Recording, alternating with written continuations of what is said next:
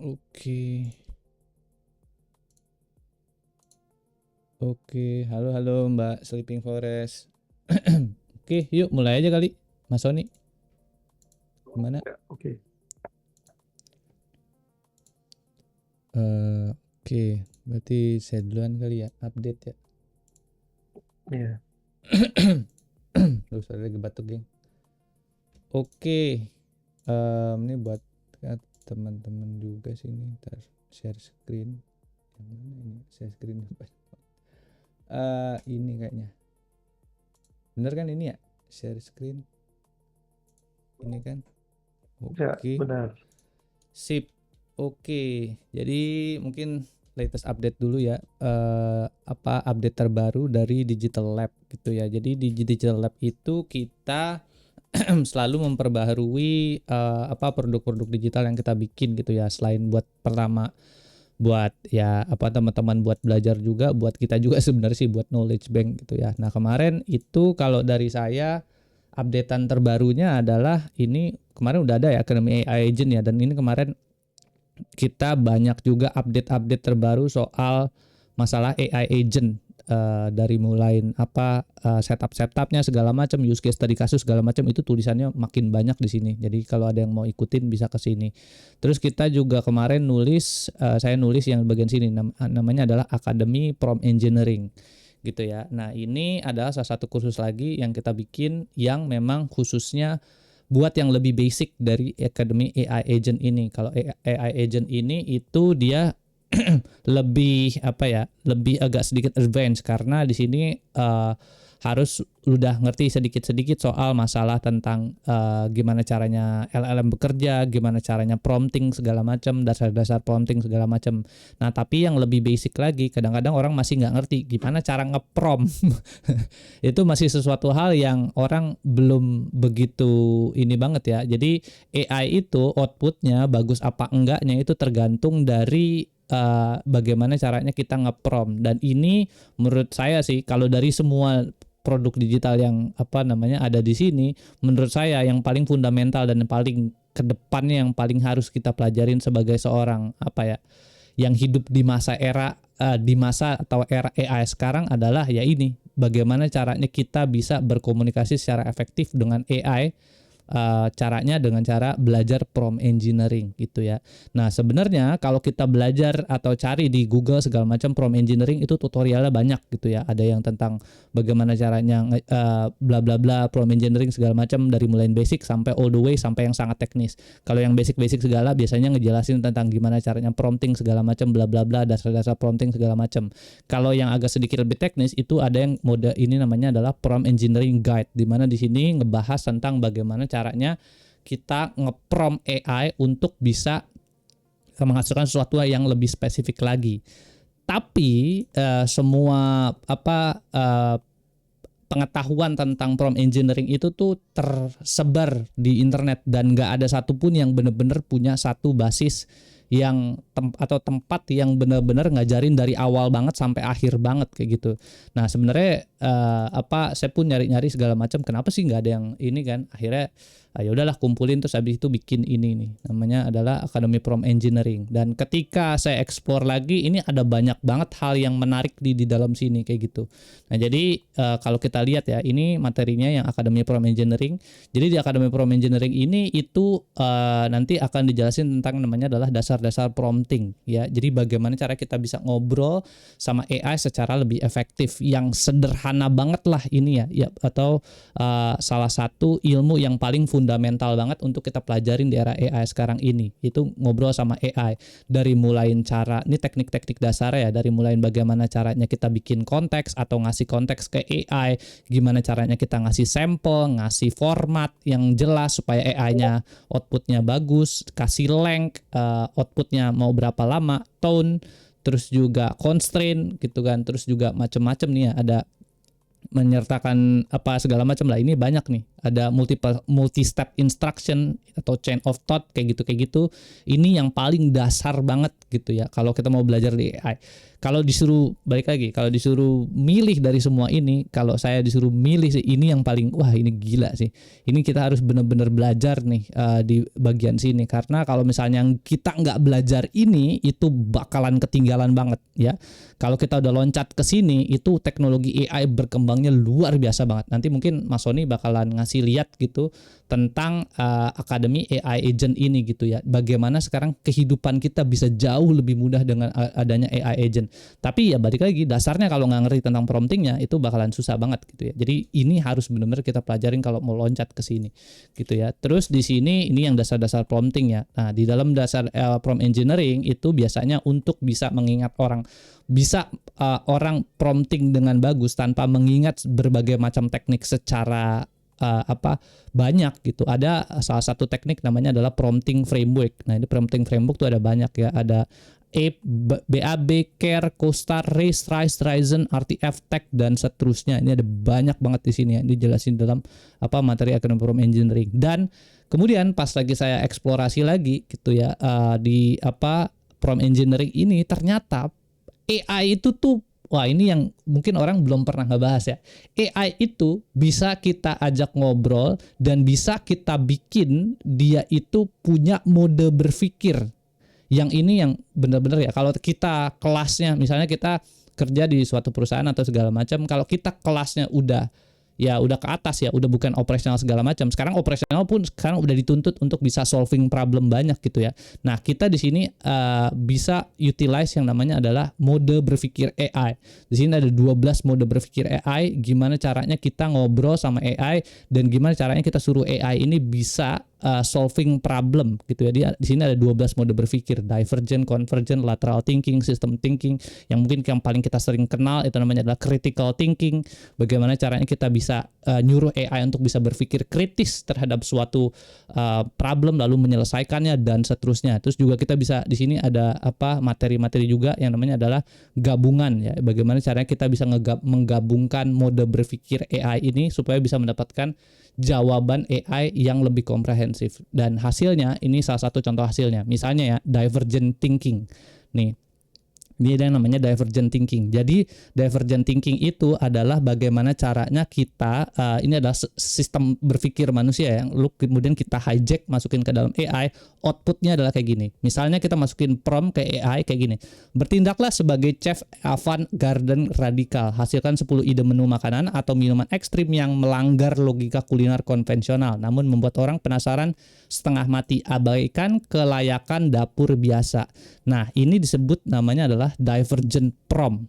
Dengan pakai kayak begini, output yang dihasilkan dari AI-nya, maka hasilnya keluarnya contohnya kayak gini. Misalnya es krim rasa kuah soto, kan? Apalagi ini kan.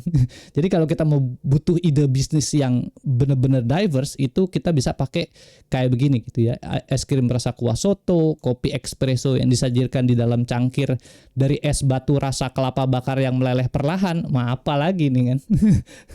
Jadi kita bisa suruh AI berpikir yang out of the box gitu ya. Kalau kita tahu yang namanya adalah mode berpikir AI itu, kita tahu tekniknya, tahu, kita bisa ngotputin AI outputnya tuh nggak cuman itu doang. Coba kalau misalnya kita tanya sih, bertindaklah sebagai bla bla bla lalu berikan gua 10 ide menu makanan, that's it ya, buat restoran gua bla bla bla gitu ya. Tanpa kita tahu yang namanya adalah mode berpikir kayak gini, output AI-nya kemudian akan jadi ya gitu-gitu aja. Cobain aja kalau nggak percaya gitu kan. Ide menu makanan, paling ide makanan bla bla bla bla. Tapi kalau modelnya kayak begini ya, namanya sebutannya ada divergent thinking, dia akan mengoutputkan hal yang kemudian menarik out of the box kayak gitu. Ini banyak ya teknik-teknik di sini, contoh-contoh promptnya, studi kasusnya semua ada di dalam sini gitu ya. Terus juga ini sebelum masuk lagi ke bawahnya yang lebih teknis, di sini juga kalau prompting di bagian sini dasar-dasar prompting itu ada juga yang kemudian menarik ya. Jadi ketika kita ngomongin soal prompt engineering itu, pada saat kita nge-prompt AI itu ada yang namanya adalah role prompting. Jadi bagaimana caranya kita menyuruh AI menjawab dari suatu perspektif tertentu. Dia itu sebagai apa? Kayak gitu. Nah, di sini ini saya bikin akumulatif 950 rows. Jadi ada list of 950 rows yang kita bisa ya ganti-ganti segala macam bla bla bla berdasarkan dari ini teknik role promptingnya, sehingga jawaban AI-nya itu kemudian bisa jadi benar-benar kreatif lagi dan benar-benar sesuai sama tujuan kita. Misalnya contohnya kalau kita tanya, gue pengen bikin konten tentang makanan. Kalau kita cuma nanya kayak begitu doang ke AI, maka jawaban AI balik lagi itu akan begitu-begitu aja. Tapi kalau kita menggunakan dasar yang ini paling dasar aja gitu ya, in dasar prompting aja gitu. Misalnya kamu adalah seorang misalnya spesialis SEM, search engine search engine SEO lah, SEO tuh search engine optimization gitu ya. Nah ini search engine tolong berikan saya konten untuk makanan misalnya kayak gitu, yang cocok di misalnya untuk bulan Desember kayak gitu. Nah itu outputnya akan berbeda jauh ya kalau kita bisa bertanya itu. Nah di sini di dalam Academy Prompt Engineering ini ada 950 role yang kita bisa contoh-contoh ambil yang mana nih, yang ini gitu kan, pakai yang ini untuk bisa solving problemnya kayak kita gitu ya. Di sini ada kata kerja juga ya, ini ada 1183 kata kerja. Di sini ada gaya penulisan atau tone juga ya, ini dasar prompting referensinya ke sini ya. Ini ada 364 tone yang kita bisa pakai di sini. Terus di sini ada batasan atau constraint gitu ya. Jadi yang kita bisa ini kita bisa pakai ada 226 constraint yang bisa kita pakai untuk bisa masukin ke dalam prompt kita. Balik lagi tujuannya adalah untuk bisa menghasilkan output prompt yang kreatif, yang out of the box gitu. Kadang-kadang kalau misalnya kita balik lagi ya, kalau kita kelasnya tuh sekarang udah kerjanya di dunia industri segala macam, kita dituntut untuk bisa berpikir kreatif, critical, analytical segala macam. Nah, salah satu caranya adalah ya kita harus bisa punya asisten yang bentuknya begini. Nah, Academy Prompt Engineering ini bisa ngebantu teman-teman semua untuk bisa kayak punya peta jalan lah, daripada mikirin satu-satu kan. Gue harus ngepromptnya caranya kayak gimana. Ini udah ada referensinya segala macam. Ini udah ada tekniknya segala macam. Di sini juga ada ini ya frameworknya juga udah ada di sini gitu ya. Jadi ini dasarnya ya. Ini dasar, ini juga masih dasar, ini juga udah agak-agak medium level, namanya adalah mode berpikir di sini.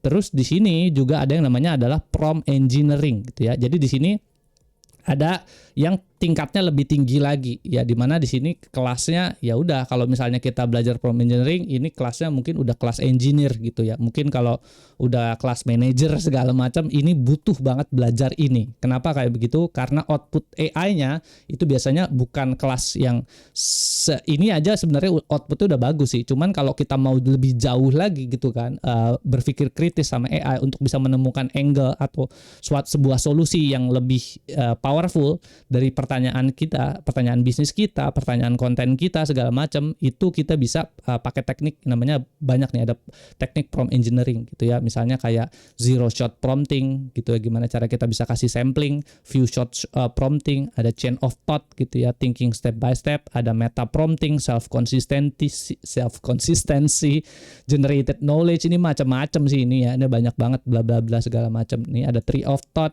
gitu ya. Nah, ini jadi bagaimana caranya kita bisa membongkar isi kepala AI itu bentuknya tuh kayak gimana, itu kita bisa lihat di sini ya. Ada automatic prompt engineering, ape, dan seterusnya. Ini ada banyak ya.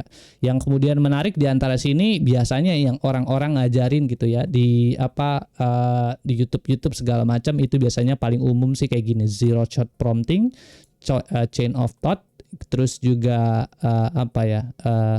self consistency gitu. Terus sisanya udah itu doang ya. Tapi di sini isinya luar biasa banyak gitu ya, dimana kita bisa kalau mau belajar yang namanya adalah prompt engineering itu kita bisa benar-benar lebih jauh lagi gitu ya. Ini materinya udah banyak banget di sini dan berbagai macam sampelnya juga udah ada di sini. Ini ada ya macam-macam lah di sini ya. Ya, kalau misalnya teman-teman juga bergerak di bidang security dalam suatu perusahaan gitu ya, yang berhubungan dengan caranya mendesain AI buat perusahaan, ini juga ada teknik ya, namanya adalah prompt injection. Bagaimana caranya kita bisa ngehack AI services dalam suatu perusahaan. Ini salah satu juga apa ya industri yang kemudian lagi diminatin juga, yaitu bagaimana caranya kita bisa jailbreaking atau melakukan prompt injection ke dalam suatu software perusahaan kayak gitu. Kalau mereka bisa tembus itu bisa dapat gajinya gede di situ. Terus juga di sini ada juga di luar dari prompt injection juga kalau yang masih berhubungan sama security ada yang namanya adalah red teaming gitu ya for prompt. Teknik menuju kekuatan prompt sebelum rilis ke dalam publik gitu ya. Ini ibaratnya kayak ngetes lah atau melakukan testing gitu ya, apakah suatu AI itu kalau dalam suatu perusahaan yang korporasi gede biasanya itu pengen launching ke publik gitu ya, mesti misalnya kayak mau dibikin kontak service gitu kan, help call gitu yang otomatis pakai AI gitu ya. Nah ini bisa nggak di hijack sama orang, di inject sama orang atau di jailbreak sama orang, bisa nggak? Nah ini ada tekniknya lagi untuk bisa melakukan testingnya, namanya adalah red teaming. Balik lagi ini ya, sini materinya lengkap lah gitu di sini. Terus kalau buat teman-teman programmer juga gitu ya, mungkin yang lebih advance lagi ya buat teman-teman programmer yang gitu ya masih ngodingnya pakai prompting, itu akan udah ketinggalan banget gitu ya. Jadi ada lagi tekniknya ya, di era AI sekarang ini masuk ke dalam materi Akademi Prompt Engineering ini namanya DSPY gitu ya. Jadi ini kita bukan bagaimana caranya kita untuk bisa ngeprompting AI untuk bisa mengeluarkan suatu struktur format tertentu, tapi kita bagaimana caranya untuk bisa mengoutputkan spesifik output tertentu yang hasilnya tuh selalu statis begitu doang. Pakainya namanya DSPY. Ini kalau nggak salah Stanford deh yang bikin gitu ya. Ini open source project atau program yang dipakai sama para software engineer yang sekarang di perusahaan-perusahaan gede itu pakainya DSPY gitu ya. Untuk kalau misalnya mereka mau bikin sebuah sistem AI segala macam, sekarang udah nggak zaman lagi mereka ngoding prompting segala macam manual, nggak, pakai namanya DSPY di sini kayak gitu. Jadi outputnya tuh lebih reliable dan lebih tahu kayak gitu. Jadi ini materi yang ada di dalam Akademi Prompt Engineering kayak gitu. Nah itu sih yang kemarin saya sempat nulis gitu ya, ini dan ini menarik banget sih gitu buat pribadi juga. Ini bisa ngebantu banget gitu ya, apalagi sekarang kita mulai bergeser nggak cuman berinteraksi dengan AI melalui chatting doang, tapi sekarang udah mulai ke arah agentic AI.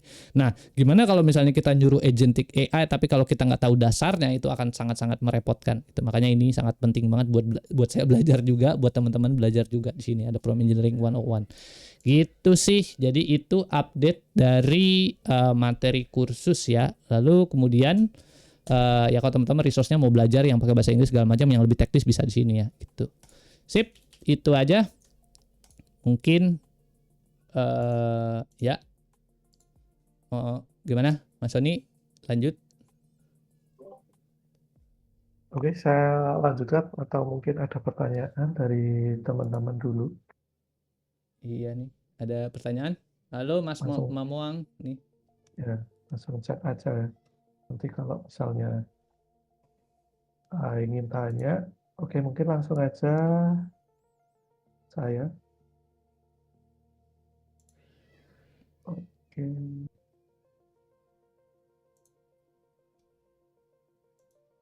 Oke, untuk hari ini saya mau share juga masih tentang AI agent, masih berhubungan juga dengan yang kemarin ya. Oke, nah sebelumnya sih berdasarkan pengalaman agak agak mengagetkan juga tuh, berdasarkan pengalaman saya melihat bahwa masih banyak orang-orang yang belum bisa benar pakai AI. Mereka masih kebanyakan tuh ini real, orang-orang yang saya temui itu kebanyakan masih pakai ChatGPT. Nah, kalau pakai ChatGPT itu kan ribet ya kalau misalnya kita mau edit file atau misalnya membuatkan materi atau bikinin sesuatu. Karena kalau misalnya dari ChatGPT itu misalnya mau bikin dokumen, mau bikin Excel, itu kita harus copy dari ChatGPT-nya, kemudian kita masukkan ke file docs dan itu bisa berantakan ini ya formatnya dan lain sebagainya. Jadi saya lihat tuh ya masih ini banyak orang-orang tuh belum bisa memanfaatkan AI dengan semaksimal mungkin dan ini benar-benar jadi pengalaman saya masih menemukan banyak orang yang belum bisa mengoptimalkan. Padahal kalau kita lihat di news di sini ya,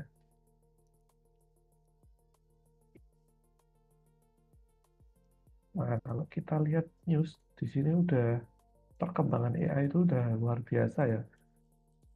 Sedangkan kita, ya kebanyakan juga orang Indonesia masih banyak yang cara penggunaan AI-nya itu masih belum optimal ya, cuman pakai ChatGPT doang. Dan itu pun kadang untuk ngepromnya pun bingung ya. Ngepromnya asal-asalan juga. Jadi untuk penggunaan ChatGPT itu juga atau apapun ya tanya AI itu juga nggak bisa cuman sembarangan tanya aja. Itu berhubungan juga seperti Mas Agung yang bilang tadi, penggunaan AI itu berdasarkan outputnya bagus atau tidak itu berdasarkan manusianya. Nah, saya lihat tuh masih banyak yang belum bisa memanfaatkannya. Kalau kita lihat di sini nih, news terbaru bikin produk secepat inovasi AI. Nah, ini ada yang sudah bikin produk pakai AI. Contohnya itu kalau kita lihat di atas-atas lagi. Nah, ini MIT kembangkan AI untuk otomatisasi pembangkit listrik nuklir. Peneliti MIT lagi ngembangin teknologi AI ini. Luar biasa kan. Udah bisa bikin sistem untuk mengoperasikan pembangkit listrik tenaga nuklir secara otomatis supaya jauh lebih aman, efisien, dan hemat.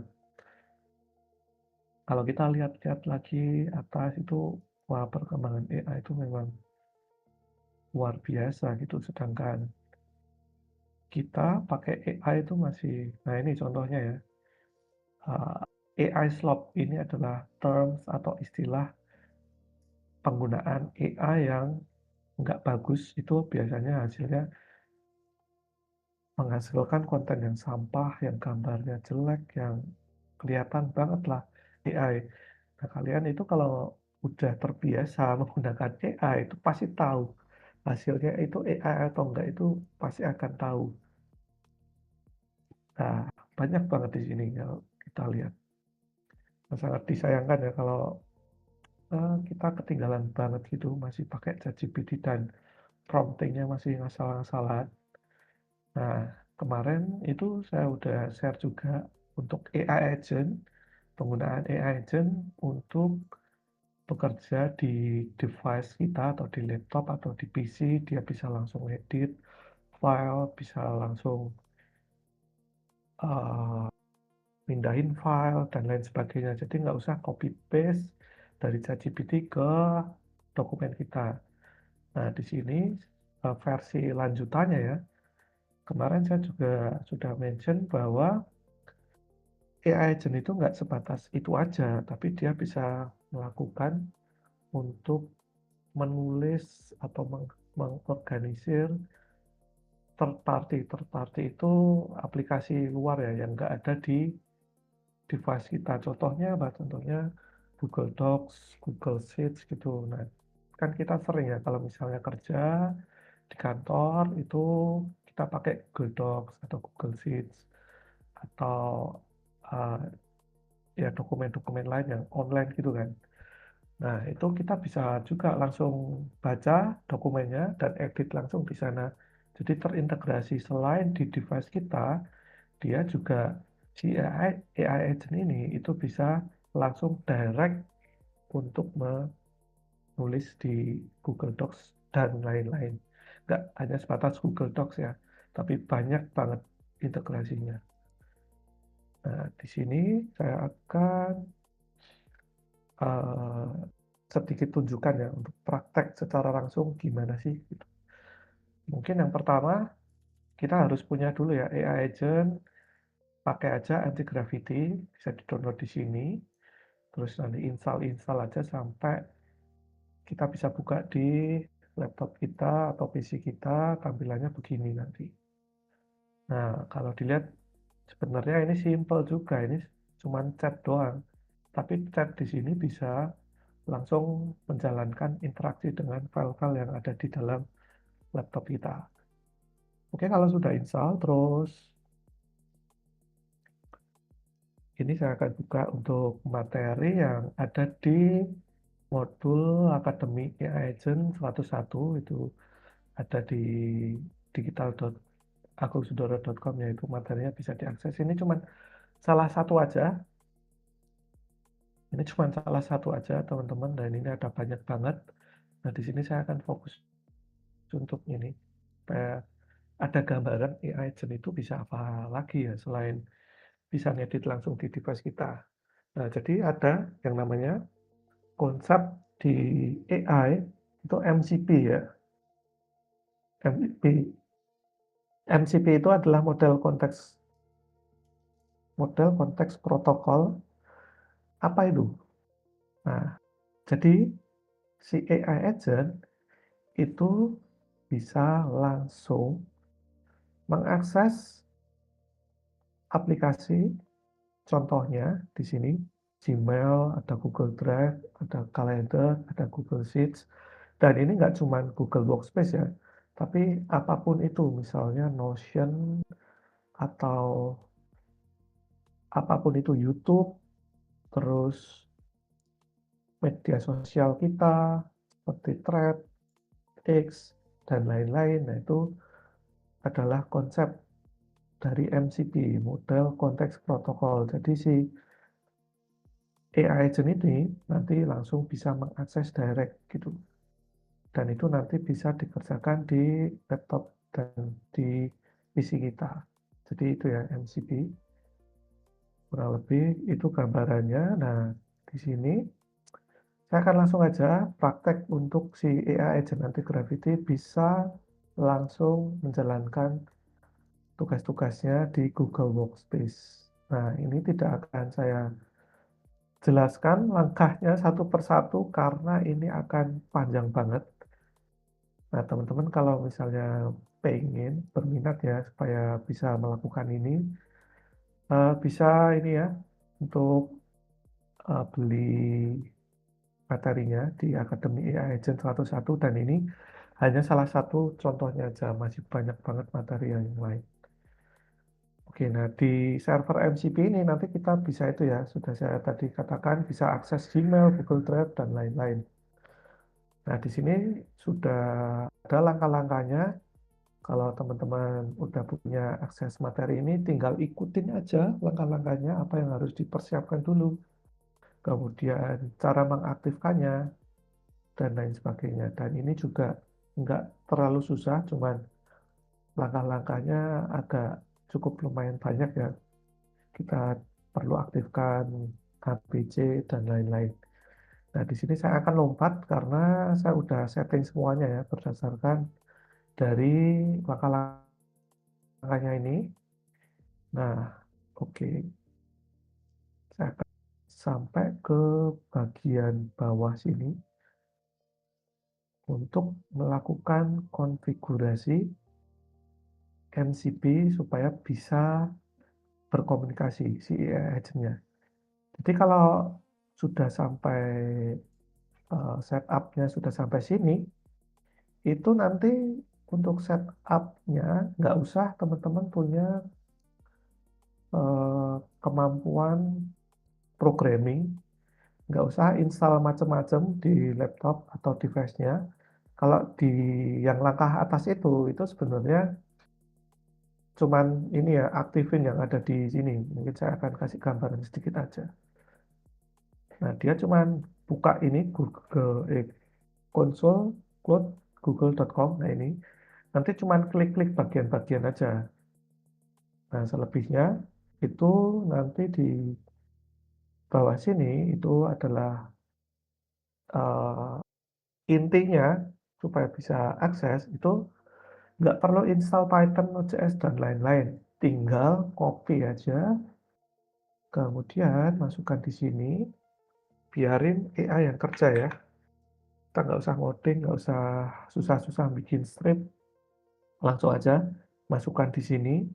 Terus client ID dan client secret itu nanti didapatkan dari teman-teman mengikuti langkah-langkah yang ada di modulnya nanti. Nah, intinya nanti seperti ini. Jadi di console.cloudgoogle.com itu ini copy client ID, terus di bagian ini secret, oke,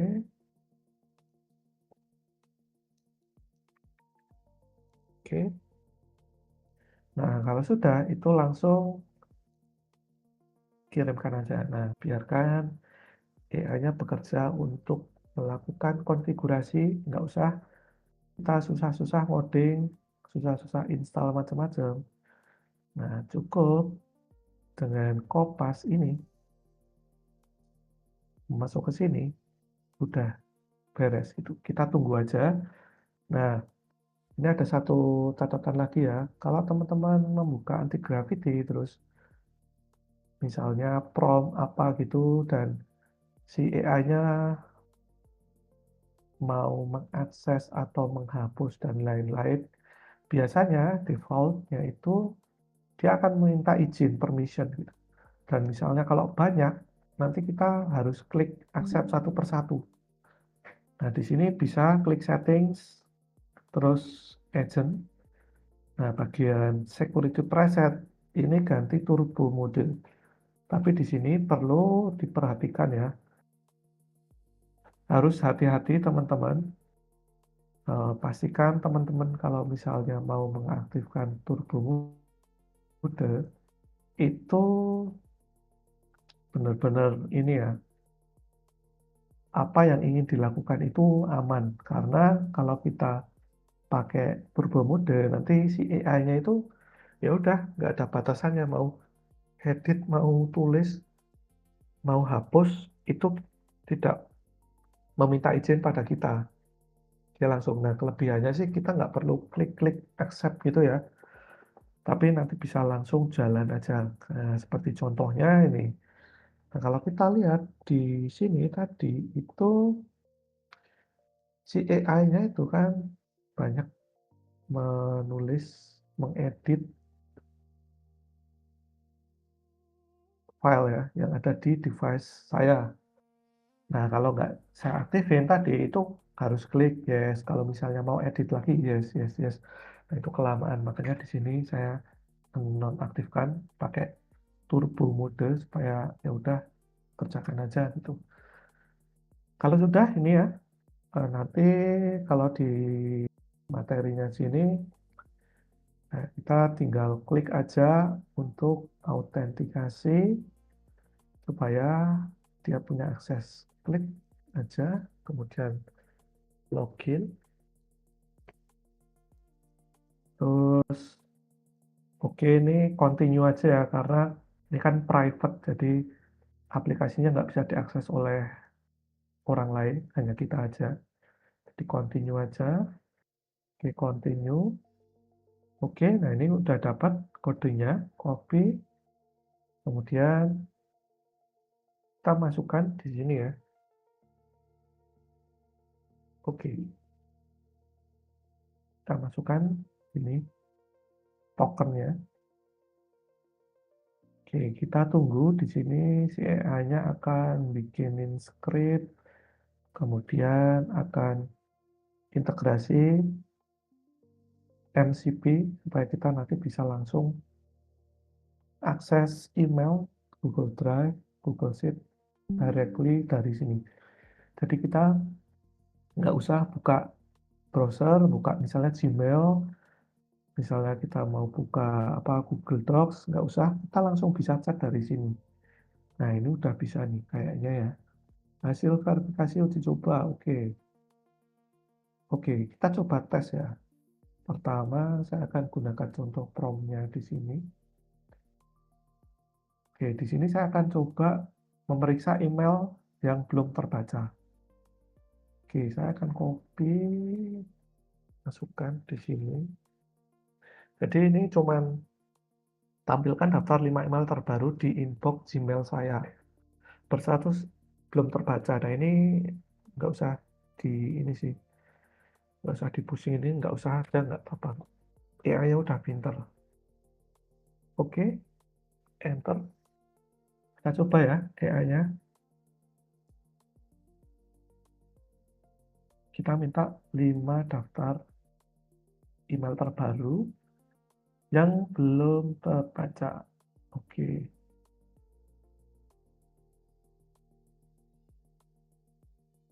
Oke. Ini kita tunggu.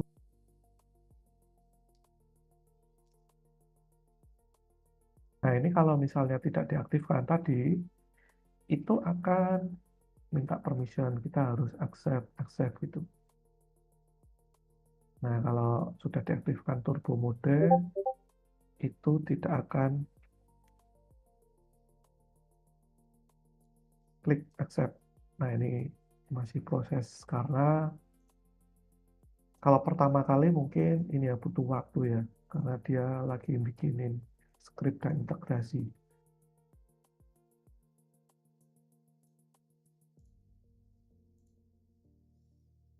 Nah, bedanya dengan ChatGPT itu kan kita tidak bisa ya melakukan hal yang seperti ini ya. Kalau di ChatGPT itu kan kita hanya tanya, udah respon. Gitu. Kan nggak bisa kita chat di ChatGPT, eh, tampilkan email yang belum terbaca gitu kan nggak bisa. Nah, dengan MCP yang di setup AI agent di ini kita, device kita, nah itu bisa dilakukan. Nah, kalau misalnya kita lihat ya di sini ya, itu kayak ini ada yang error nih AI-nya ini, tapi dia benerin sendiri. Ya udah kita tinggalin aja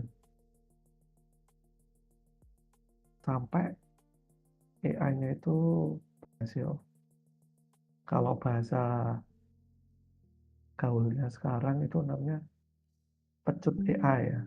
AI-nya dipecut sampai menghasilkan apa yang kita inginkan. Nah, ini bisa dilihat ya. Nih, apa yang dilakukan AI bla bla bla bla bla, banyak kan. Kita nggak perlu tahu coding, ya udah dia kerjakan sendiri. Terus di sini berhasil nih ada 5 email terbaru. Ada 1, 2, 3, 4, 5 subjek laporan, ada Kyle dan Sony Michael. Kita coba tes ya, bener nggak sih?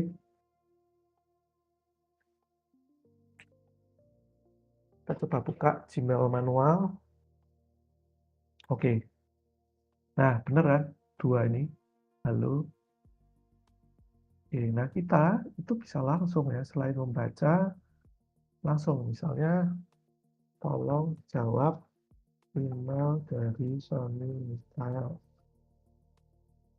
Jawab eh, bahwa kabar saya baik-baik saja dan ceritakan dunia yang lucu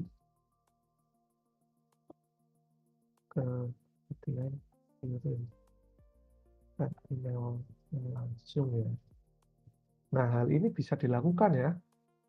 Kita chat dari laptop atau device kita, nanti langsung dibikinkan email balasannya, udah langsung dikirim. Nah, ini kan sangat beda sekali ya, sangat terasa ketika kita pakai ChatGPT. Nah, mungkin kalau ChatGPT kita harus cek dulu di sini promptnya tadi, kan. Kalau udah, itu kan kita harus copy. Setelah di copy, baru di sini kita klik lagi ini, terus balas, udah kirim.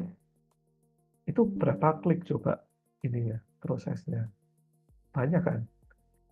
Nah, dengan AI Agent itu bisa langsung di sini. Oke, kita coba ya di sini apa yang sudah dilakukan. Saya telah berhasil membalas email balasan. Oke, kita coba nih lihat balasannya. Halo, bla bla bla bla. Oh ini si AI-nya bikinin dongeng lucu nih. Kita coba tes ya, cek bener nggak? Udah. gitu. Oke. Nah, ini kan udah langsung balas di sini, nggak perlu klik lagi di sini, klik lagi copy dulu, klik lagi, klik inbox, kemudian reply, wah itu kelamaan. Nah, ini hanya salah satu case saja ya, hanya salah satu case aja, dan case-nya itu sangat banyak. Jadi di sini kita tuh udah connect dengan Google Workspace di sini, Gmail, Google Drive, Google Calendar, Google Sheets, Google Slides. Jadi di sini kita udah bisa ngapa-ngapain aja. Misalnya kita kerja ya, terus ada laporan mingguan yang harus dibuat gitu. Terus data-datanya itu nanti dari misalnya ada dari Google Sheets dijadiin Google Docs. Nah, itu kan bisa kita pakai AI-nya aja, langsung aja suruh untuk baca uh, dokumen Google Sheets yang apa namanya, kemudian buat laporan, dan ini bisa dibikin untuk schedule atau penjadwalan supaya si AI-nya ini otomatis setiap hari apa udah dia ngeringkes sendiri, bikin laporan sendiri, terus melakukan semuanya sendiri, dan nanti kita tinggal lihat beresnya aja. Untuk reportnya kita bisa verifikasi, nanti tinggal aja nanti chat di sini, berikan saya laporan bla bla bla. Ya udah, nanti dia akan AI-nya kasih kita link laporan yang dia bikin. Nah, case-nya banyak banget tuh. Nah, ini hanya salah satu contohnya. Ini sudah berhasil kita integrasi ke Google Workspace. Nah, ini namanya MCP, teman-teman. Jembatan integrasi menyatukan AI agent dengan aplikasi pihak ketiga. Dan ini hanya Google Workspace, dan masih banyak banget hal-hal yang lain yang bisa diintegrasi oleh AI agent. Ya sangat disayangkan banget ya kalau kita cuma bisa pakai ChatGPT, chat, terus copy, kemudian di paste lagi di dokumen kita. Wah, ini udah ketinggalan banget nih.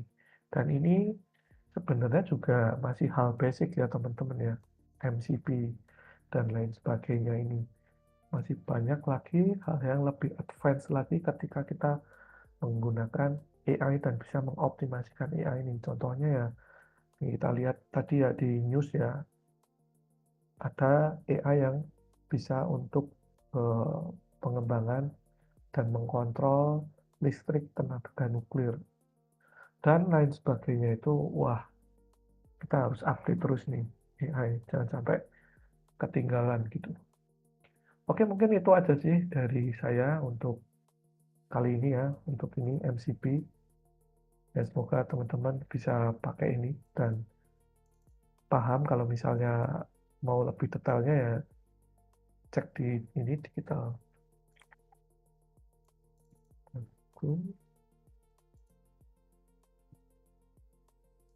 Nah, itu langkah-langkah detailnya ada di sini, teman-teman. Ini salah satu aja ya, banyak banget ini. Oke sih, itu aja, Mas Agung. Ya, gitu ya, geng. Mudah-mudahan dapat lagi ilmu baru gitu kan. Nah, ini dari Mas Sony nih ya, yang tadi namanya adalah MCP gitu ya. Kalau di analogi ini MCP itu apa sih sebenarnya Mas Sony? Analogi sederhananya? MCP itu apa ya Kalau saya sih analoginya? analoginya kayak ini ya, ini kan ini ya. Tapi kan orang punya interpretasinya masing-masing. Kalau saya tuh ngebayangin ya, MCP ini ibaratnya tuh kayak colokan internet. Oh, Iya nggak sih? Kayak jadi dia kita ada AI model nih, misalnya OpenAI, Claude, DeepSeek dan segala macam. Nah, MCP ini ibaratnya kayak colokan internet. Nah, ini kayak komputernya kita gitu. Kalau kita cuman punya komputer doang, artinya ya kita bisa cuman main-main di dalam komputer kita doang. Tapi kalau kita punya internet, kita bisa kemana-mana Kayak contohnya tadi ke Google Drive, ke Google Workspace dan segala macam itu namanya MCP. Kalau menurut Mas Sony apa namanya? Analoginya apa sih? Yang gampang tuh diinget apa ya? Ya benar sih itu kalau yang paling gampang sih colokan itu kalau nggak ada colokannya Hmm, ya udah cuman bisa di device kita aja gitu. hmm. Colokan yang benar. Kalau ada colokan itu kan internet, ya udah kita bisa ngapain aja. Iya.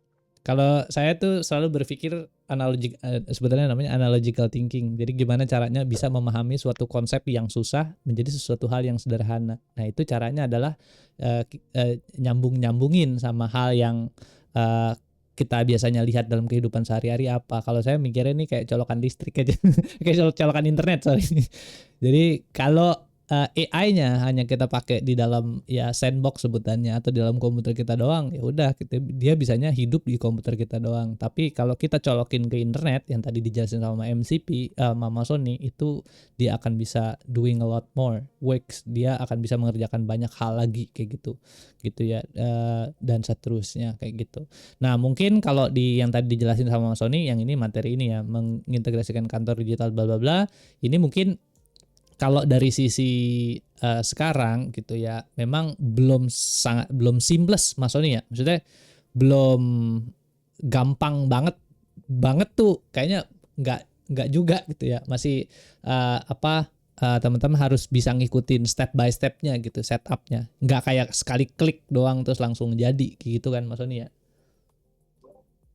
Ya untuk sekarang sih belum ada ya, dari anti gravity-nya pun Hmm. juga nggak menyediakan itu. Jadi ada tanda tangan. Sebenarnya kalau ya ini kalau advance sih, kalau programming sih bisa harus install dulu, tapi Hmm. harus install sesuatu dulu. Tapi kalau di sini itu cuma ngikutin aja sih, ngikutin ini ya, langkah-langkahnya. Terus untuk mengkoneksikannya, colokannya itu tinggal copy aja yang sudah ada di materi ini. Tadi ini Itu ya jadi prompt gede ini ya.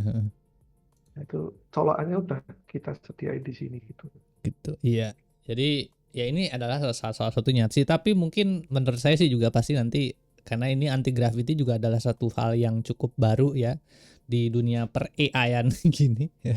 Nah jadi mungkin kayaknya nanti kedepannya akan jadi jauh lebih mudah lagi buat kita bisa melakukan setup dari si Google Workspace ini kayak gitu untuk di komputer kita. Tuh kalau buat sekarang ya ini promnya agak cukup panjang segala macam dan harus ngikutin step by stepnya. Tapi ya apa fungsinya ada digital lab kalau apa teman-teman mau nanya segala macam bingung gitu kan. Nah kita nggak akan ninggalin bingung sih. Jadi kalau teman-teman ada pertanyaan mau setup kayak begini terus masih bingung segala macam udah punya modulnya bisa silahkan tanya di dalam digital lab kayak gitu. Nah terus yang Ya tadi benar itu. kayak gitu. Ya untuk anti gravity itu kan memang belum ada. Pasti kedepannya akan jauh lebih mudah karena ya sekali lagi ini AI kan lagi berkembang pesat kan. Jadi ini salah satu MCP yang bisa kita lakukan, teknik MCP yang bisa kita lakukan itu ya ya di sini di digital lab ini ya. Maksudnya kita udah kasih ini caranya begini di anti gravity belum disediakan tapi kita udah bisa. Nah, kalau misalnya ke depannya ada update, nah ya, nanti kita juga akan sharing lagi nih. Ini loh anti gravity udah bisa begini-begini. Jadi ya keep keeping up with us guys. Jadi ya ikutin terus nih. Makanya live stream tuh akan sangat menarik nanti ke depannya. Terus kayak gitu ya. Jadi itu juga sih yang studi kasus itu hanya baru beberapa aja. Mungkin nanti ke depannya sambil berjalannya waktu kita akan kasih lihat lagi ya. Itu kan waktunya juga nggak ini kan. Nanti kita akan kasih lihat lagi studi kasus lainnya lagi gitu ya. Kenapa sih kita butuh banget yang namanya agentic workflow kayak gini? Kita butuh belajar ya namanya AI agent ini karena ya itu tadi itu kan itu bisa memangkas proses kita akan jadi jauh sangat lebih cepat. Kalau tadi harus pakai prompt dulu, waduh ribet gitu. Terus buka dulu Google Docs-nya yang mana, foldernya yang mana ya, waduh. Tapi kalau pakai anti gravity yang tadi itu akan jadi sangat cepat kayak gitu sih. Oke, mungkin ada tambahan Mas Sony sebelum kita lanjut nih ke Nadia. Atau mungkin teman-teman ada yang mau nanya? Ya kalau kita lihat di sini mungkin sedikit aja. yang masalah MCP tadi di anti-gravity itu sebenarnya sudah ada ya setting gini ya. Setting, kemudian customization di bagian bawah. Itu ada add MCP. Nah, tapi di sini nggak ada Google Workspace. Ini saya udah lihat dari bawah sampai atas. Nah, ini masih untuk MCP-nya ini masih sangat-sangat teknikal ya. Ada GitHub, ada Dart. Ini untuk programming semua ini. Firebase, BigQuery, Oracle, Postman. Nah, ini kalau untuk yang masih awam itu nggak paham. Nah, mungkin dari nggak tahu ya dari pihak Google-nya mungkin itu sifatnya kredensialnya kenapa gitu. Tapi pasti kedepannya akan dibuat lebih mudah sih. Ya gitulah. Geng. Ya itu. Pasti nanti ke depannya akan kayak cuman pencet tombol doang, cetut, login, selesai kayak gitu ya. Nah, tapi kan kita fundamentalnya balik lagi ya. Apa sih, buat apa kita nyambungin itu? Buat apa belajar itu? Teman-teman harus tahu semua. Itu ada di Akademi AI Agent tadi. Sip, ada lagi Mas Sony? Kita lanjut lagi ke Nadia. Lanjut. Oke, yuk Nadia, silakan. Oke, ini aku share screen dulu. Oke, ini buat pembahasan hari ini bakal rada panjang sih. Oke, udah kelihatan belum ya? Udah ya? Udah. Ya, sudah. Oke, jadi lanjut langsung aja ya. Nah, kalau sebelum-sebelumnya kan aku udah bahas tentang AI Jam buat nulis skrip atau edit video. Nah, kali ini aku mau sharing tentang cara lain pakai AI biar dia lebih powerful lagi, yaitu pakai AI buat mata-matain data channel YouTube, YouTuber terkenal yang kita tahu di YouTube lah gitu. Nah, di Digital Lab ini tuh sebenarnya kita baru aja ngembangin satu aplikasi AI yang namanya RedLens yang dia tuh fungsinya ya khusus untuk kebutuhan ini gitu. Aplikasi ini tuh bekerja sebagai dashboard cerdas yang ngebongkar habis resep rahasia di balik video viral channel raksasa yang ada di YouTube. Jadi mulai dari jam upload terbaiknya sampai emosi judul yang memicu klik itu akan di-compile di aplikasi ini, yaitu RedLens. Di sesi sharing kali ini mungkin langsung aja demonya ya. Tapi sebelum demo ini aku bacain dulu ya untuk pengertian dari RedLens. Penjelasannya itu RedLens adalah sebuah sistem dashboard kecerdasan visual berseri tinggi yang dirancang khusus bagi para kreator konten modern untuk membedah dan menganalisis channel YouTube. Nah, fokus utamanya dari RedLens ini adalah untuk membongkar formula ilmiah di balik video-video viral channel raksasa di niche kamu. Nah, di RedLens ini ya kalau misalnya kita buka aplikasinya, dapat apa aja sih yang kita tahu, yaitu yang pertama yaitu ada tentang rentang durasi yang paling bagus dipakai kita. Kalau misalnya kita mau upload suatu video atau konten ke YouTube, terus memahami psikologi cara penulisan judul yang memang dia menarik supaya orang-orang ketika scroll lewat video kita tuh pengen ngeklik, sama ngasih tahu jam tayang terbaik di mana kapan waktu yang tepat gitu video kita untuk di-upload supaya nanti bisa besar kemungkinannya untuk viral. Kayak gitu. Mungkin untuk penjelasannya secara singkat seperti itu ya RedLens. Nah, untuk penjelasan lebih lanjutnya mungkin sambil kita demo aja langsung aplikasinya. Jadi ini aplikasinya RedLens. Kalau misalnya ada install ya, di-install tinggal login aja itu pakai Gmail, dia sudah kekoneksi otomatis. Nah, kalau misalnya sudah login nih, langsung bagian dashboard awalnya seperti ini. Ya mungkin nanti masih kosongan gitu sih harusnya. Nah, selanjutnya untuk pakai RedLens ini kita yang pertama kali harus punya adalah data dari channel YouTube yang mau kita mata-matain nih gitu. Nah, ini kalau misalnya udah punya nih, bisa langsung aja dibuka filenya, yaitu filenya itu untuk formatnya bisa pakai CSV ya. Di sini aku sudah ada beberapa data channel YouTube. Kita pilih salah satu aja nih, misalnya dari Corbuzier gitu ya. Nanti diklik aja, nanti dia otomatis kebuka kayak gini.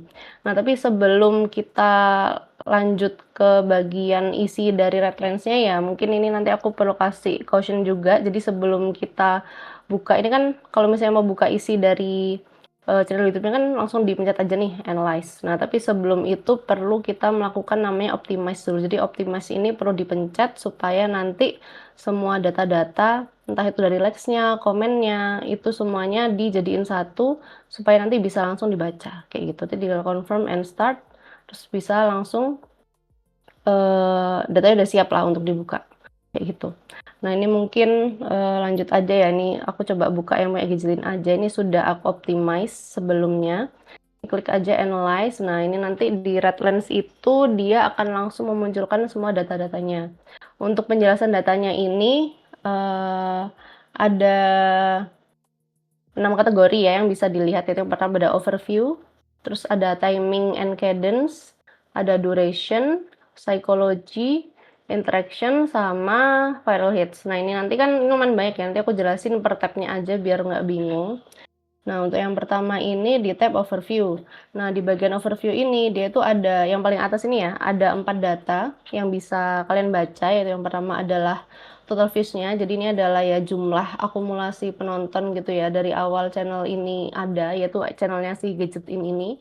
Terus selanjutnya itu adalah catalog size. Ini adalah total seluruh video yang sudah pernah diupload sama Gadgetin. Sama ini adalah average video atau rata-rata penontonnya, yaitu ya rata-rata yang nonton channelnya Gadgetin ini berapa gitu ya, ada 2,2 juta gini, sama average duration. Untuk average durationnya adalah durasi standar dari video-video yang sudah diupload sama si Gadgetin ini.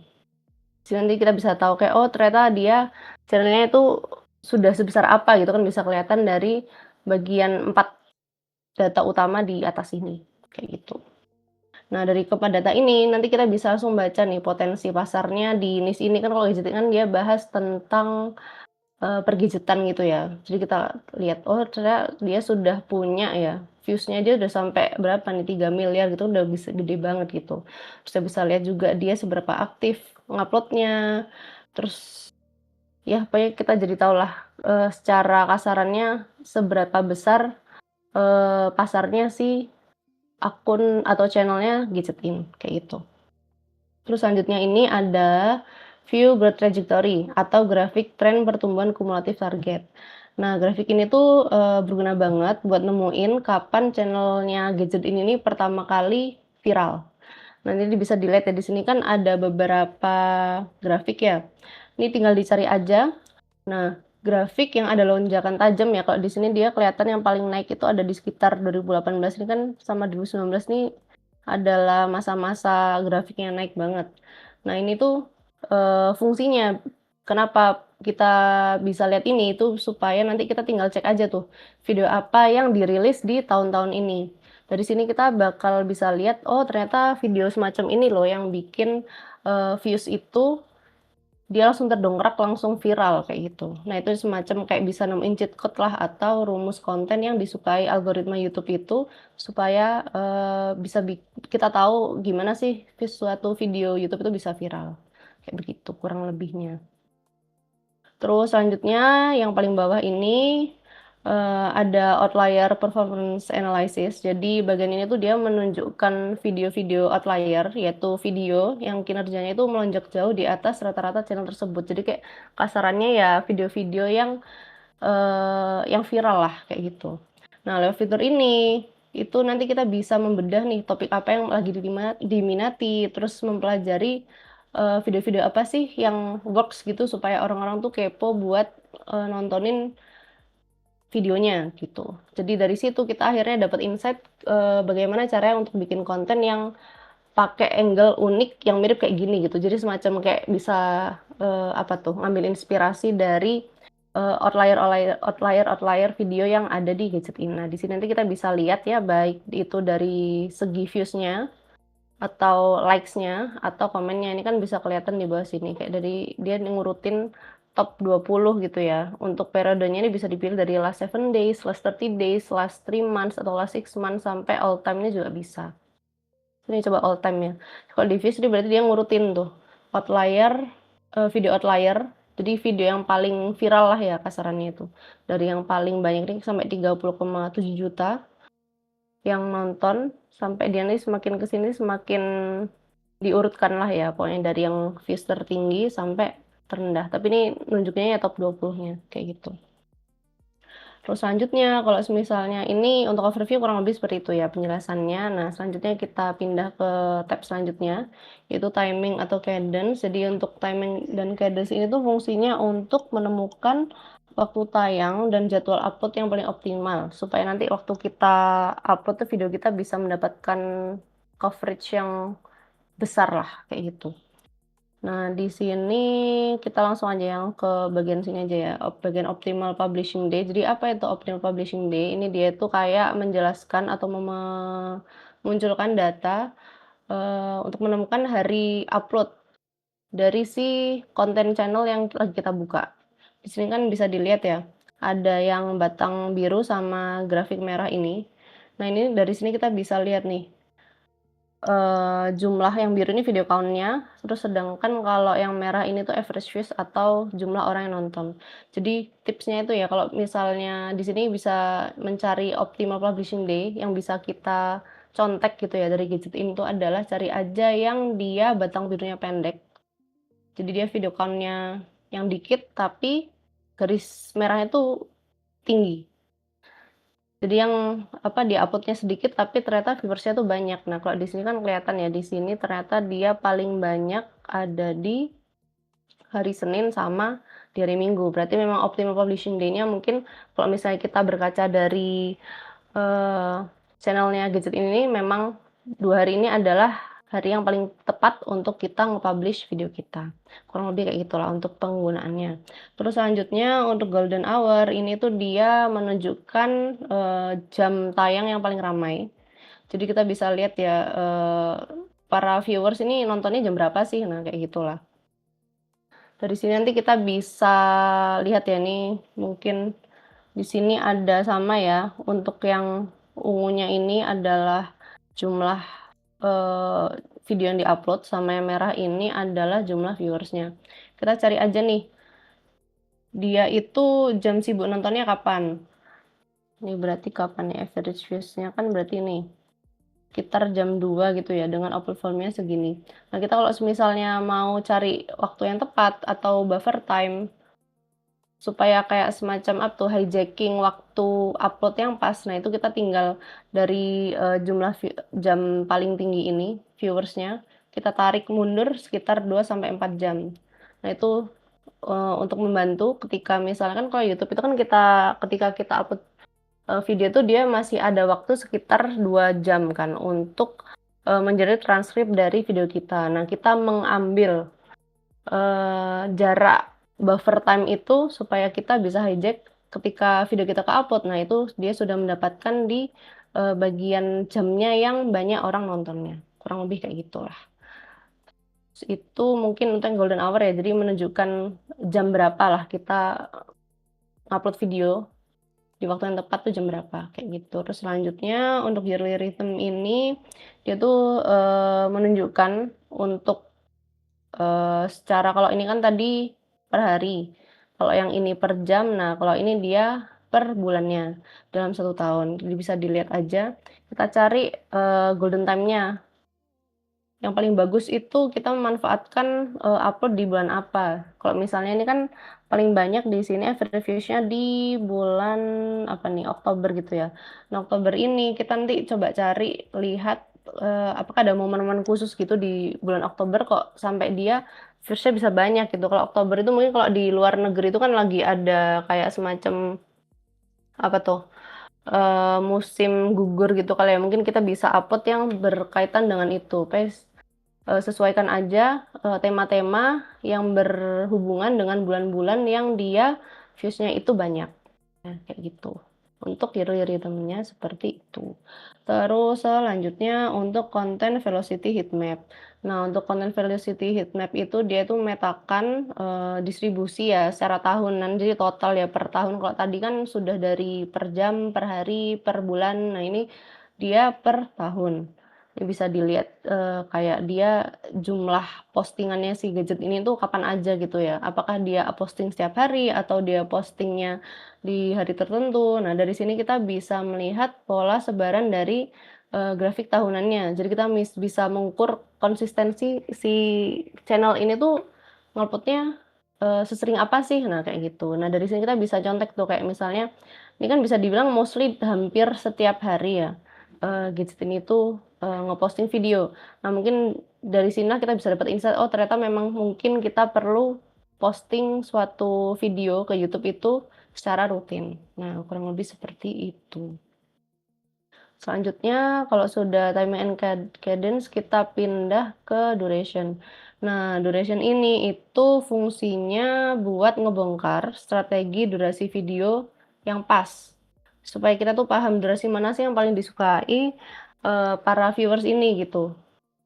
Sehingga kita bisa menargetkan jenis konten video yang pas supaya bisa ditonton banyak orang. Kayak gitu. Kalau di sini ya kalau dari datanya Gadget ini dia shortest duration-nya video paling pendek yang pernah dia bikin itu adalah 3,1 menit. Sedangkan untuk rata-rata dia bikin video itu adalah 13,4 menit, which is dia itu kan berarti termasuk menengah lah. Jadi bukan modelan shorts tapi video biasa. Terus longest duration-nya dia ada sampai yang 54 menitnya. Kayak gitu. Nah, kalau di Redlens ini dia itu membagi durasi video-video ini tuh jadi 5 kategori. Jadi yang pertama itu ada short. Short itu ya yang pendek ya, berarti 0 sampai 15 menit. Terus yang medium tuh 15 sampai 30 menit sama standarnya itu 30 sampai 60 menit. Gitu. Nah, terus di sini ada juga insight-nya. Kalau ini ya, ini kan yang insight dari Redlens yang ngasih tahu itu yang pertama ada performance alpha. Jadi performance alpha ini tuh buat nyari tahu durasi video mana yang paling dapat banyak viewers di channelnya si Gadget In. Jadi kalau di Gadget In tuh dia malah paling banyak itu di tipe video yang deep dive. Jadi deep dive itu adalah video yang dia lamanya tuh 1 sampai 1,5 jam. Ini berarti kan memang berarti mostly orang yang suka nonton Gadget In tuh memang suka video-video yang panjang-panjang gitulah. Kayak gitu.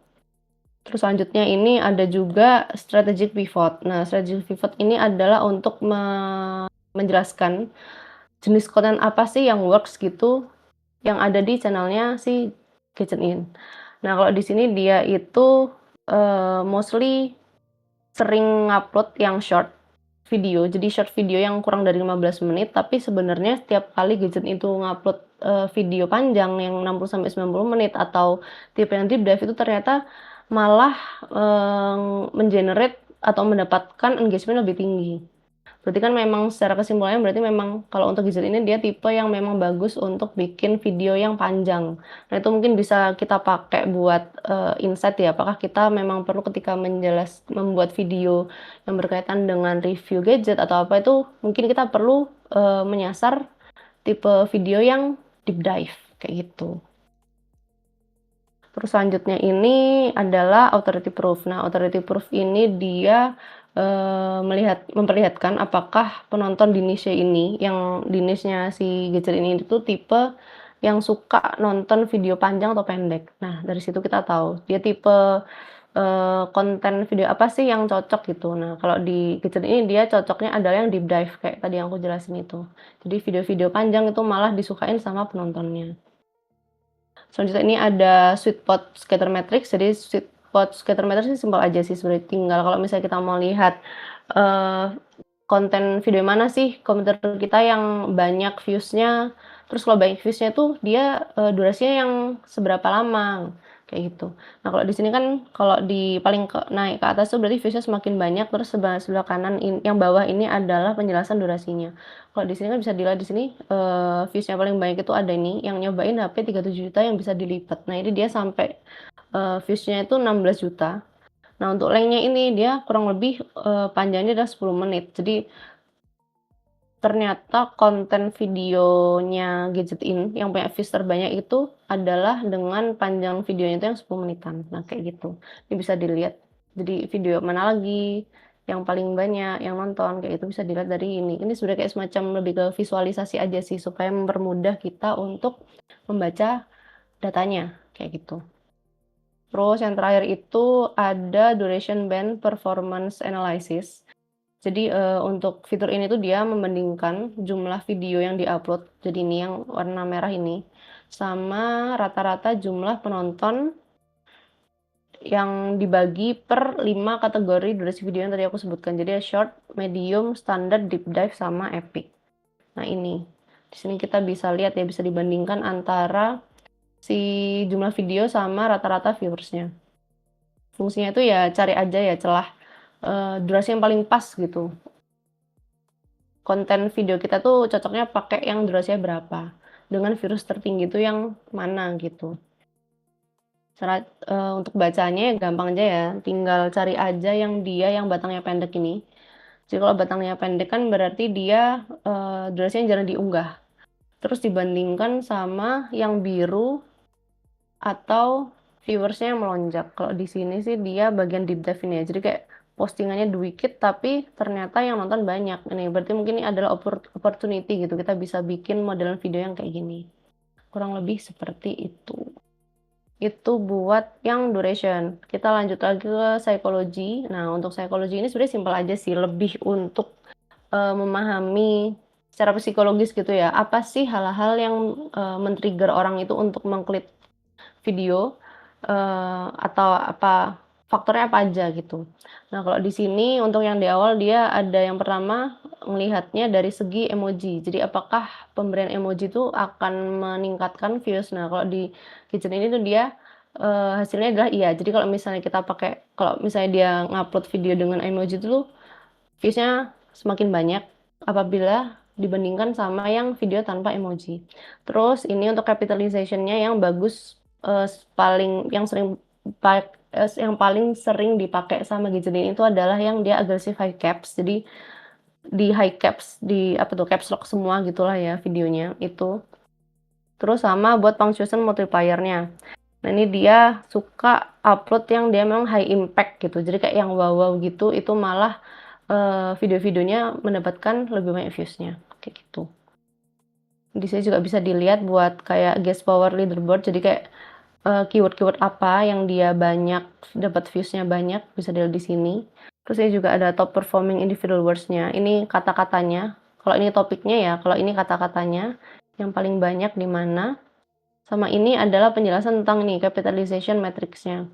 Jadi untuk yang modelan banyak caps lock-nya kayak 60% dari judulnya gitu ya, dia di caps lock semua tuh dia malah dapat average views yang tinggi. Sedangkan kalau untuk title length ini yang kurang lebih yang works gitu ya, kalau di Gadgetin itu adalah yang dia lumayan panjang nih, 60 sampai 90 karakter. Sedangkan buat punctuation power-nya ini exclamation nih ya, yang dapat average views paling banyak kalau dibandingkan sama question atau yang lainnya kayak gitu. Ini buat vocabulary heatmap tuh cuma vocabnya aja sih, kayak mostly dia tuh bahas apa itu secara visualisasinya bisa dilihat di sini. Kayak begitu. Untuk psikologi kurang lebih seperti itu ya. Ini kita lanjut lagi, ini rada panjang ya teman-teman ya. Mohon bersabar.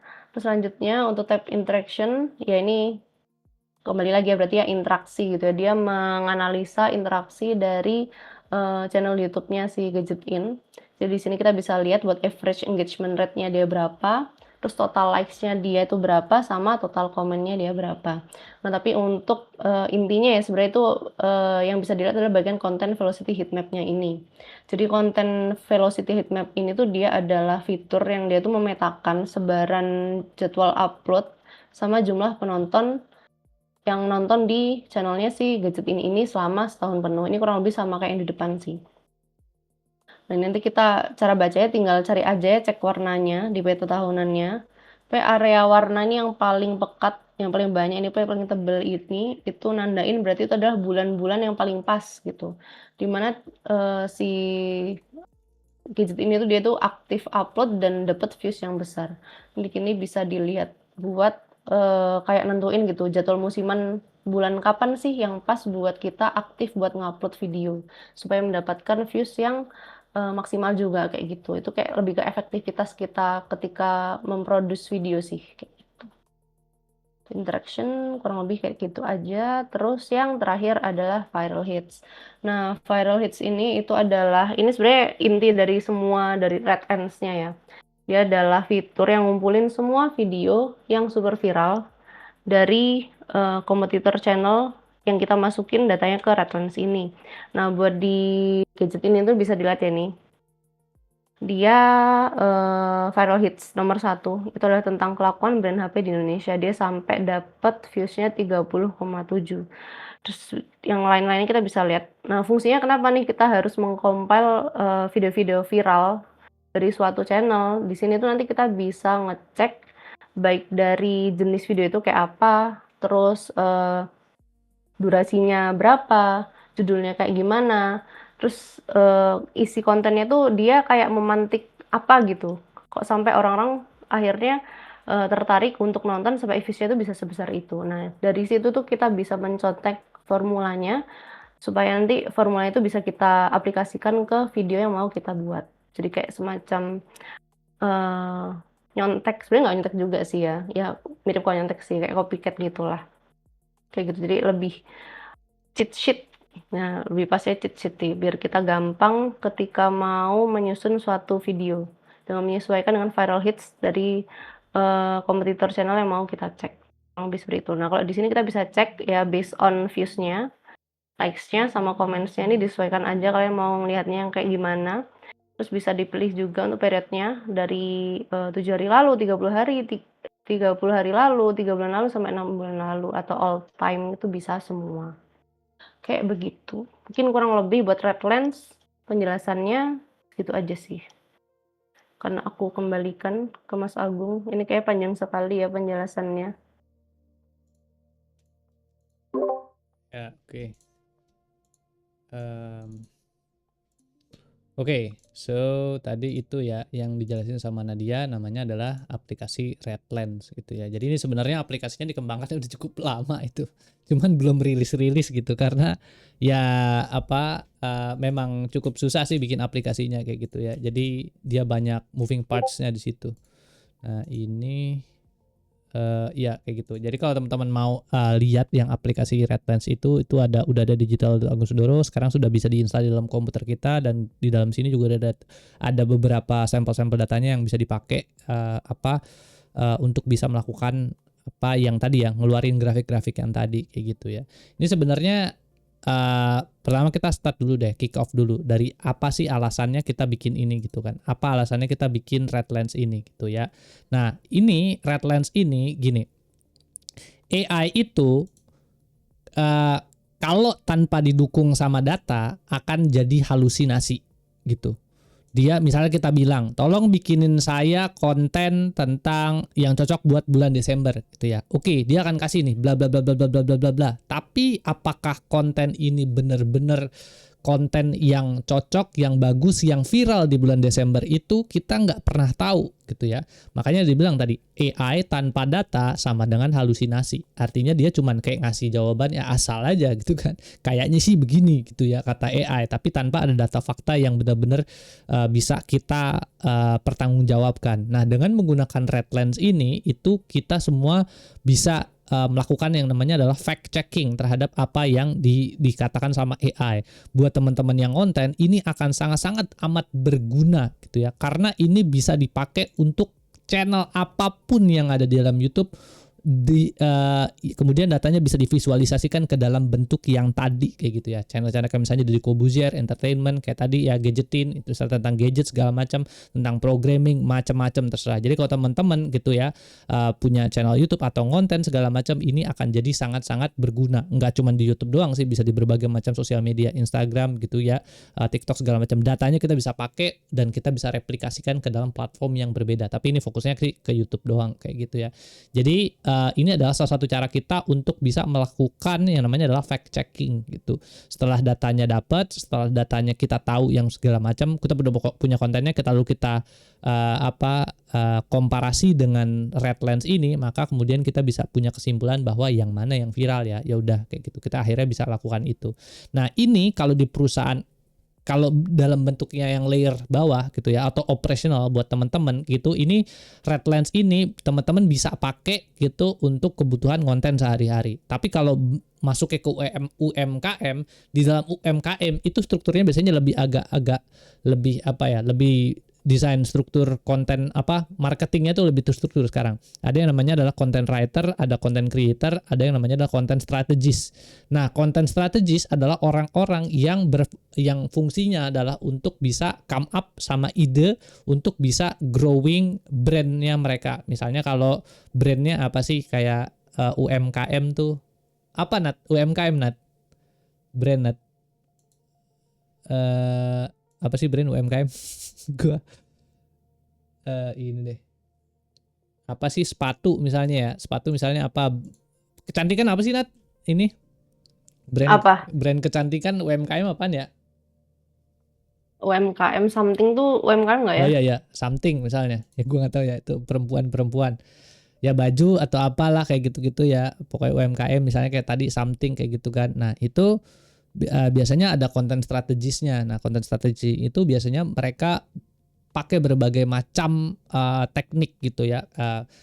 Untuk bisa melakukan analisa hasil dari ininya konten-kontennya mereka, lalu kemudian dia come up sama strategi gimana caranya untuk bisa bikin konten yang viral lagi berikutnya. Biasanya mereka rely on ini apa namanya platform analytics, kayak contohnya kayak gini gitu kan, misalnya YouTube Analytics lah, Instagram Analytics lah, dan berbagai macam bla bla blanya kayak gitu ya. Ini analytics bentuknya kayak gini, mereka bisa ngelihat di sini ada kontennya, bisa itu typical audience-nya tadi, terus juga typical trendnya kayak gimana, mereka bisa lihat semua adanya di sini. Tapi yang ada di dalam sini, yang tadi teman-teman lihat sendiri ya, itu sangat amat terbatas dari konteks data yang bisa kita kulik, yang bisa kita ambil dari sini gitu, yang bisa kita simpulkan sangat-sangat terbatas kayak gitu di sini. Nah, dengan adanya tadi itu Redlens itu bisa jadi sebuah pelengkap ya, dan untuk bisa kita ngelihat gitu ya secara lebih makro lagi gitu, kira-kira kompetitor kita atau juga orang-orang yang channel-channel gede itu caranya mereka bikin konten kayak gimana sih, apa sih segala macam tekniknya mereka untuk bisa bikin channelnya mereka tuh jadi lebih viral dan segala macam, bisa dilihat sama orang mau tertarik nonton segala macam, itu semua bisa dilihat di sana. Ini juga kalau misalnya cuma ngeliatin dari platform kayak begini doang juga, ini kan cuman analytics-nya kita doang, kita nggak bisa ngelihat analytics-nya kompetitor, susah gitu kan. Tapi kalau adanya Redlens tadi, kita bisa melakukan itu, ngelihat tadi kan itu dari sisi psikologinya, jam ini ya, coba kita lihat ya di sini Redlens ya, berarti dia ada di berapa sih? Kreator viral ya Nata, ini ya. Nih modul Redlens nih. Redlens nih. Dia di sini berarti ada psikologinya, ada grafiknya nih. Tadi ya segala macam, ada performa event, macam-macam sih ini. Ini cukup cukup mengerikan ini itu ya bentuk hasil analisanya yang ada di sini kayak gitu ya. Jadi kalau kita mau bikin kalau kita mau melakukan analisa dari sebuah channel gitu ya, apapun channelnya kita bisa melakukan dengan menggunakan Redlens. Nah, ini contohnya yang tadi ya, misalnya yang dijelasin sama Nadia gitu ya. Ini yang di bagian akhir ini yang paling menarik, namanya adalah viral hits gitu ya. Jadi ini ada bagian tab yang namanya viral hits. Kita bisa sebenarnya ya dari sini aja kita udah bisa ketemu banyak hal gitu ya. Misalnya Deddy Corbuzier, kita bisa lihat nih dia sort by kita orderkan gitu ya, kira-kira viewsnya yang paling banyak videonya yang mana sih gitu kan. Nah, kita bisa lihat di sini. Terus kalau kita mau nanya, mau lihat kan kira-kira orang tuh paling suka dari semua videonya Deddy Corbuzier, yang paling dia suka tuh yang mana, kita bisa pilih yang likes di sini.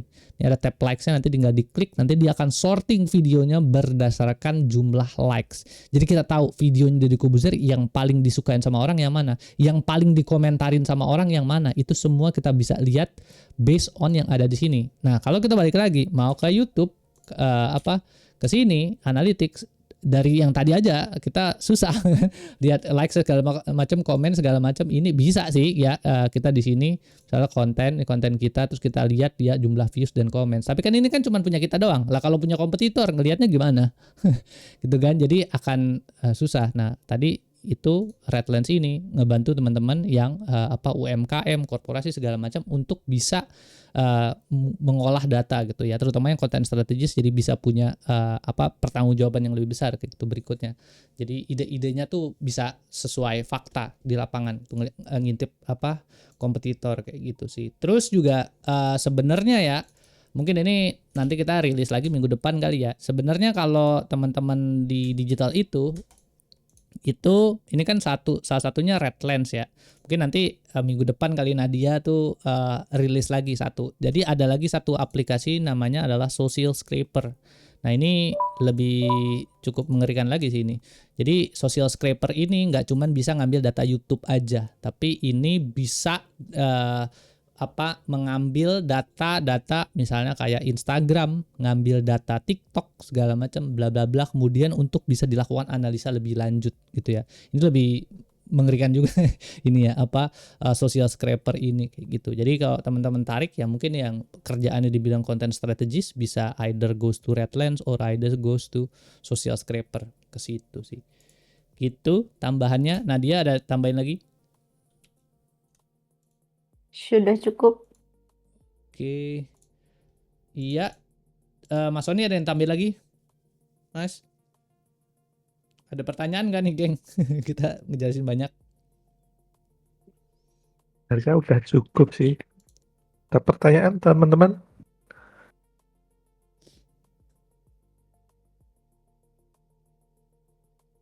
Oh, Mas Mamang, cukup Mas Oke. Mamang. Oke deh. Ya mungkin terakhir dari saya. Mungkin kita kan kepengen nih ya grup ini lebih banyak lagi segala macam ya. Kalau misalnya teman-teman berkenan gitu ya, kalau bisa di-share ke, ini kan gratis ya.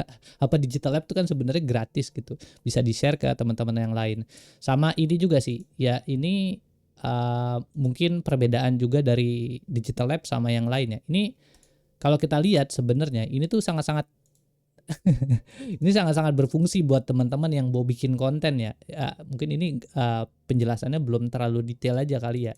Nanti kita akan, ini salah satu fitur yang ada di dalam Digital Lab yang mungkin nggak ada di tempat lain gitu ya.